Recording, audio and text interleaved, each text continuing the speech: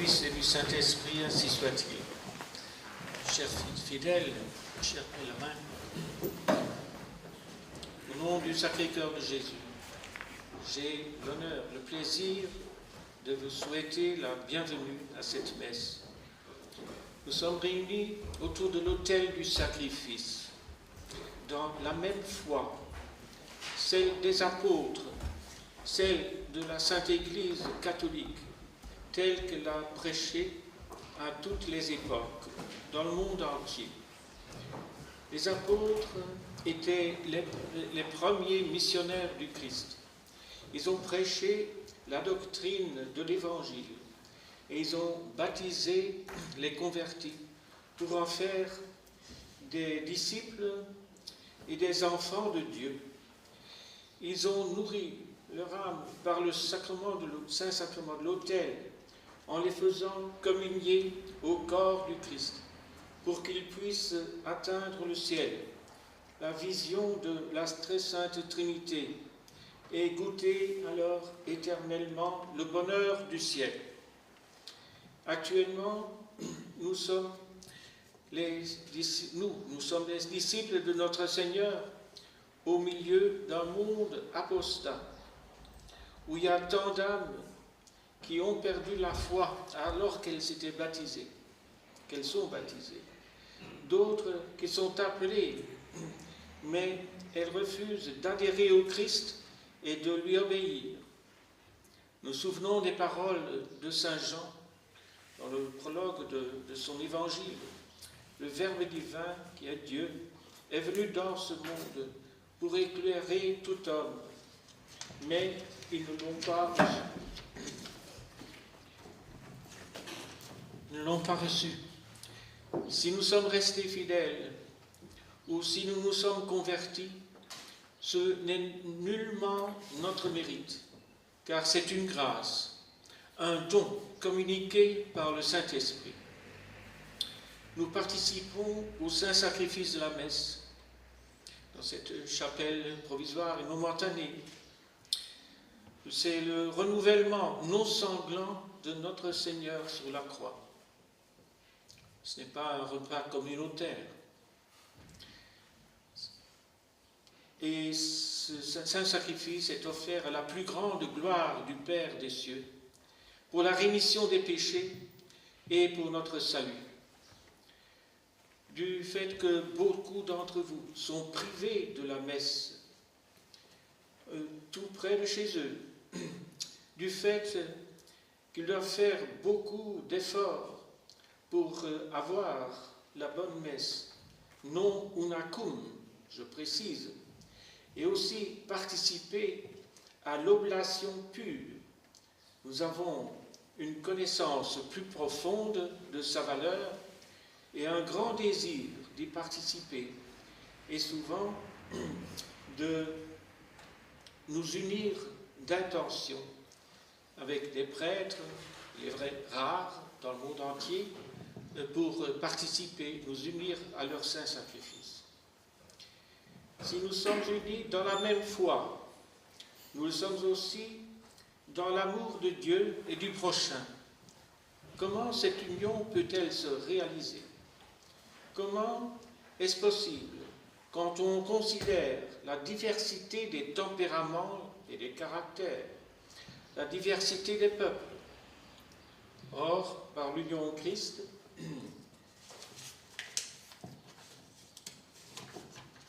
par le mystère de la Sainte Eucharistie, cette union existe. Elle est non seulement une union de foi qui s'exprime par le silence et le respect au moment de la consécration de la messe et pendant la messe tout entière.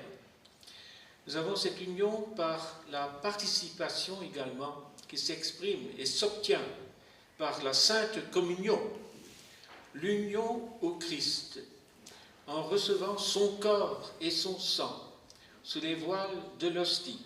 Le prêtre, lui, a deux communions, celle au pain sacré et puis au calice, et pour les laïcs, il suffit d'avoir la communion sous les espèces du pain, dans l'hostie. D'une part, la Sainte Communion est le sacrement de l'amour du Christ à notre égard, parce qu'il se donne en nourriture et en breuvage, et d'autre part, ce sacrement, reçu en état de grâce, approfondit en nous l'amour de Dieu et du prochain. On devrait toujours pouvoir dire de vous, de nous, comme des premiers chrétiens, voyez, comme ils s'aiment. La liturgie d'aujourd'hui, la messe du deuxième jour dans l'octave de la Fête Dieu, nous invite à renouveler et approfondir les dogmes eucharistiques, la transsubstantiation par les paroles de la consécration. Ce sont les paroles mêmes du Christ. Ceci est mon corps, ceci le calice de mon sang, la nouvelle et éternelle alliance. Un rappel très utile de la vérité que par la mort du Christ en croix, la nouvelle et éternelle alliance a commencé et que l'ancienne alliance était définitivement terminée.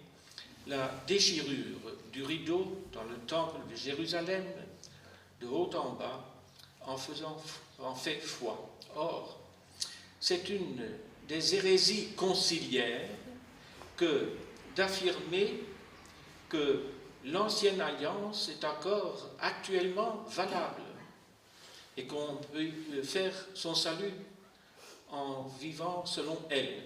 C'est absolument faux. C'est une grande hérésie et c'est comme une négation de l'œuvre de notre Seigneur, de l'œuvre rédemptrice sur la croix.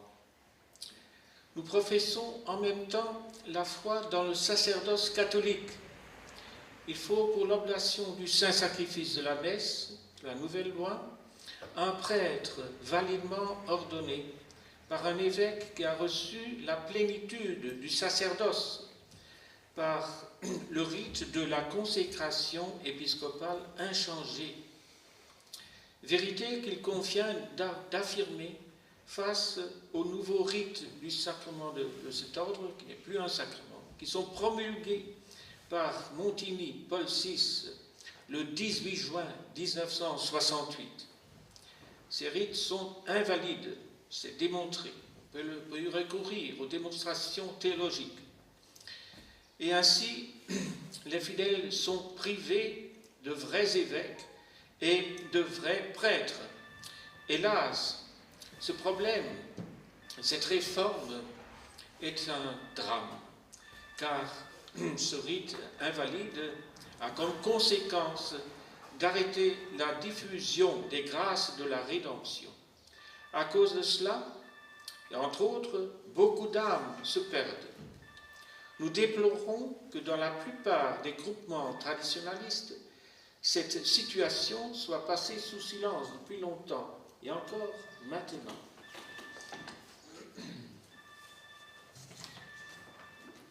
Il est facile de comprendre que le saint sacrifice de la messe et le saint sacrement de l'autel sont le plus grand trésor de l'Église. Il faut que, pour constituer ce trésor et le garder, il faut qu'il y ait le sacerdoce catholique et que le sacerdoce catholique continue.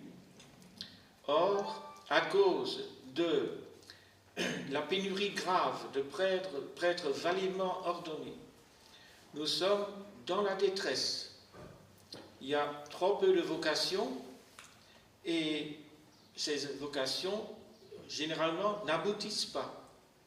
Même si nous avons des évêques de la tradition qui possèdent toujours l'épiscopat valide et qui ont le pouvoir de transmettre le sacerdoce, malgré l'affirmation de certains qui disent qu'il faudrait un mandat pontifical pour avoir des évêques licitement.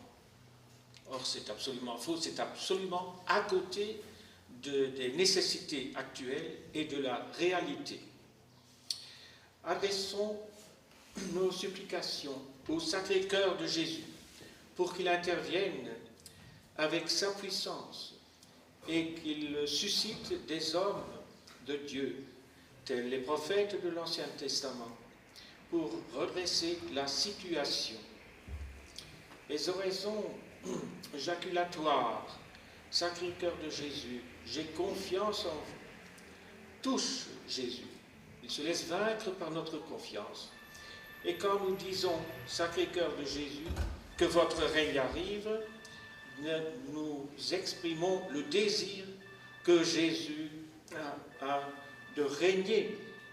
N'a-t-il pas dit à la messagère Sainte Marguerite Marie, il régnera ce divin cœur malgré Satan.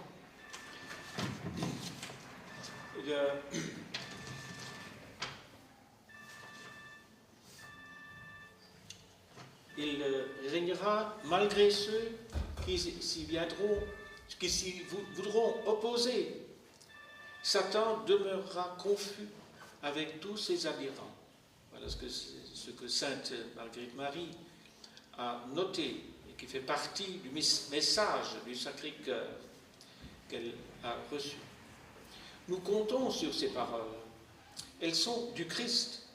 Elles ne passeront pas. Il connaît notre impatience à voir son règne rétabli, à le voir venir.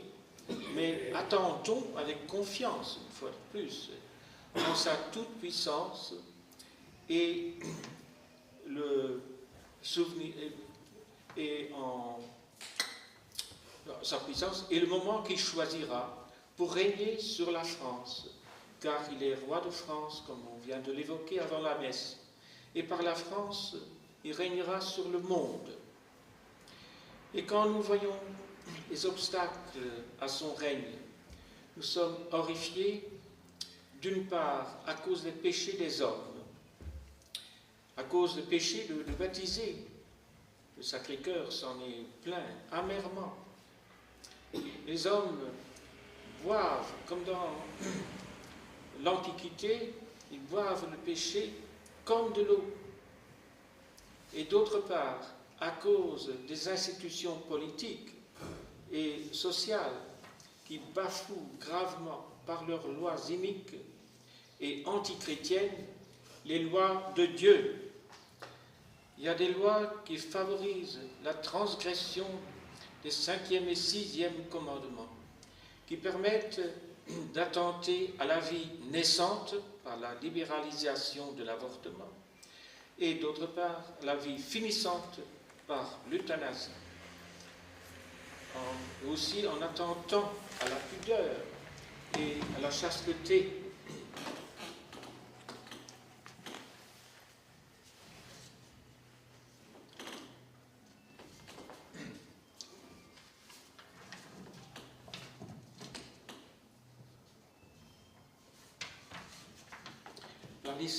La sénescence des mœurs, l'immoralité, l'abolition dans les faits de l'institution du mariage, le divorce, le remariage, etc. Les politiciens de l'Europe entière adoptent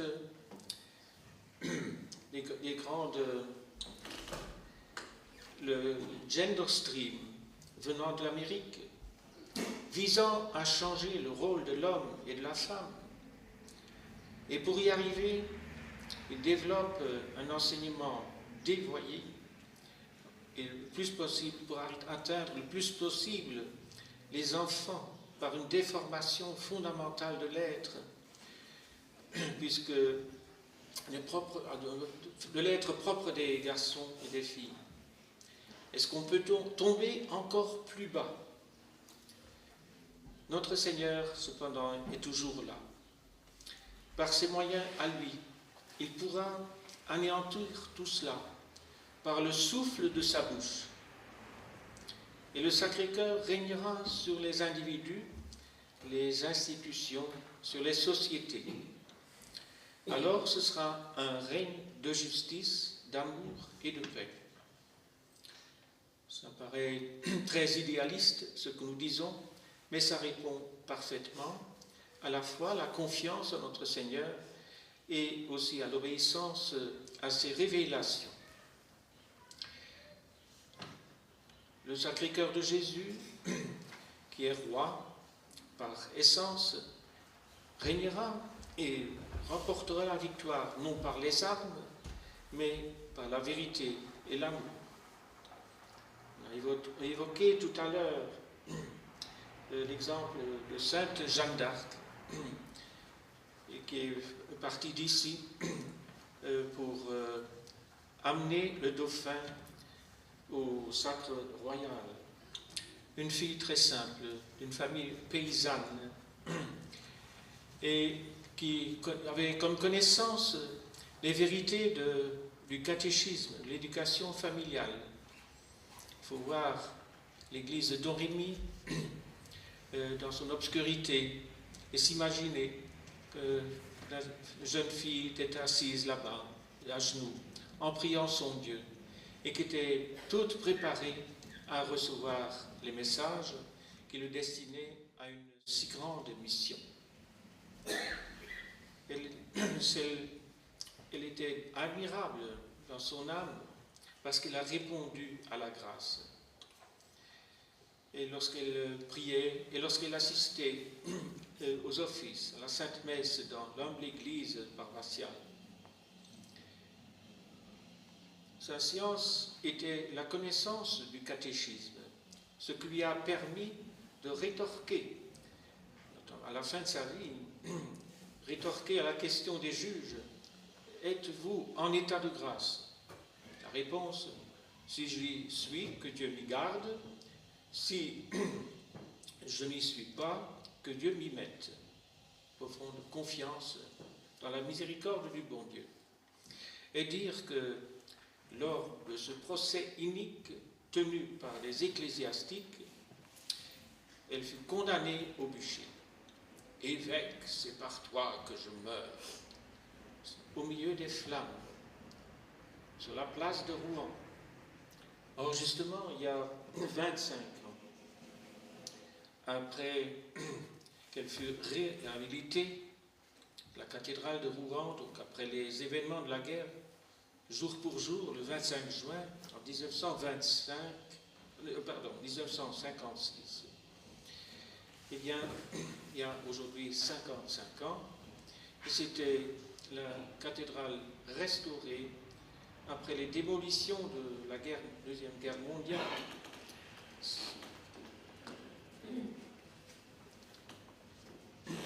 Cet événement a été mis en valeur par une lettre du pape Pie XII, où il félicitait l'évêque du Dieu, les artisans de cette restauration, la générosité des fidèles et leur piété.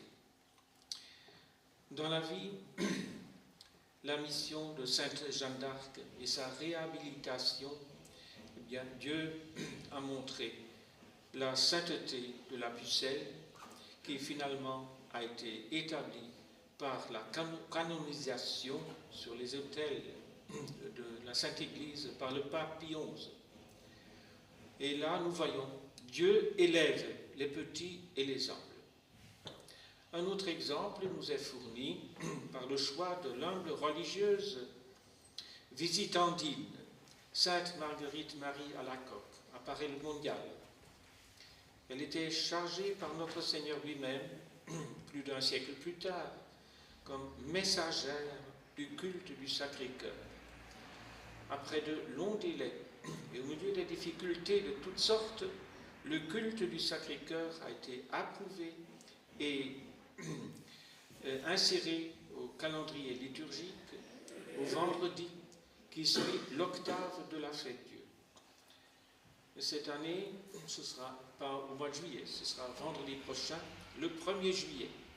Donc bien plus tard que dans les autres années, parce que Pâques tombait tard.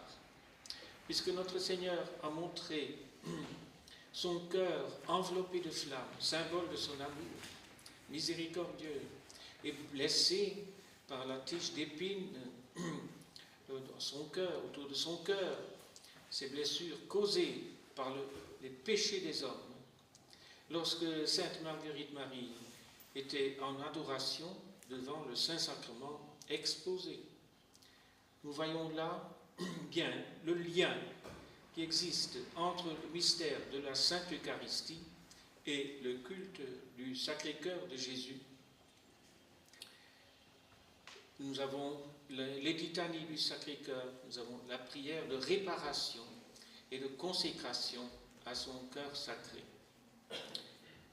Quelles sont donc belles les œuvres de Dieu, encourageantes pour nous au milieu des tribulations dans lesquelles nous nous trouvons. Et nous renouvelons cette invocation. Cœur sacré de Jésus, j'ai confiance en vous. Cœur sacré de Jésus, que votre règne arrive. Eh bien, je vais continuer maintenant la célébration de la Sainte Messe en priant pour chacun d'entre vous, en mettant sur la patène tous les soucis, toutes les intentions que vous avez, le salut personnel de votre âme, et puis aussi tous les soucis que vous avez dans vos familles, les amis, et puis aussi les intentions qui tiennent au cœur de Jésus dans le monde entier pour que son règne arrive. Nous prions pour les vivants, ceux qui sont ici, et ceux que vous représentez, et nous prions aussi pour les défunts. Et comme nous le disions tout à l'heure, comme M. Rémy le disait tout à l'heure, nous prions pour le repos de l'âme de l'abbé Vérité, qui est venu dire plusieurs fois la Sainte Messe pour vous en cette occasion. Et ainsi, nous pouvons mettre en pratique les vérités de la foi, de notre foi, dans le mystère central de la Sainte Eucharistie et trouver la force et la consolation au milieu des difficultés présentes et avec une grande confiance que notre Seigneur, dans sa toute-puissance, au moment voulu, interviendra pour nous apporter la solution. Au nom du Père et du Fils et du Saint-Esprit, ainsi soit-il.